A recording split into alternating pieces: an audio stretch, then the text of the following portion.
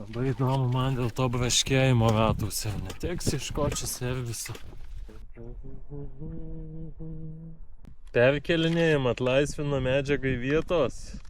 Iš kameros į hard diską susikelinėjim medžiagėlę.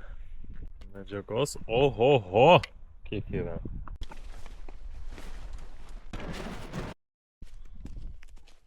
Oi, čia tešlelės, gal geriau pasistumti šitas tešlelės. Normaliai šunis uostančius girdėjau. Labai įdomu man dėl to braškėjimo ratuose, neteks ieškoti serviso. Svarbu ratai netušti. Įkalam protein shake su kretinu. Gerai ryto pradžiai. Varysim papusryčiau 10-11 km iki miestelio, kur turėtų būti kavinė. Sigulcikų irgi Graikijoje nestinga. Va, koks kaimelis. Traktoriukai, mašinėlės. Ūkiam apsidirbti. Normaliai. Kacių cikėlis. Kaip to? Kaip tau sekas? Kaip reikalai?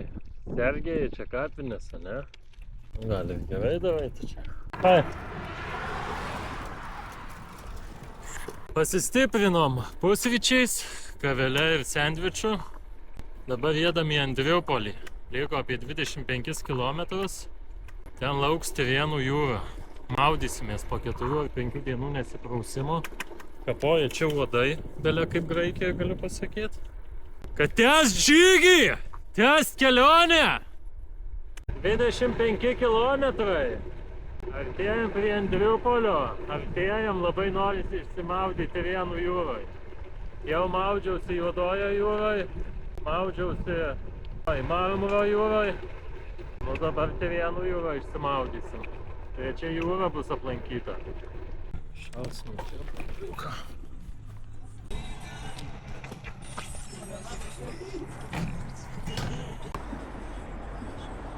Keturiasdešimt kilometrų.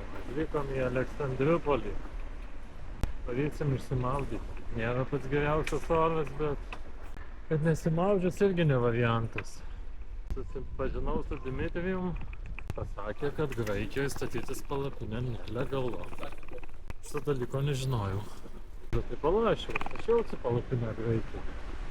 Šiąnakt atsistačiau, išmiegoju, jokių problemų nebuvo. Taip, cirška paukščiai. Važiuosim ant dviračių tako, kad čia nedaryti.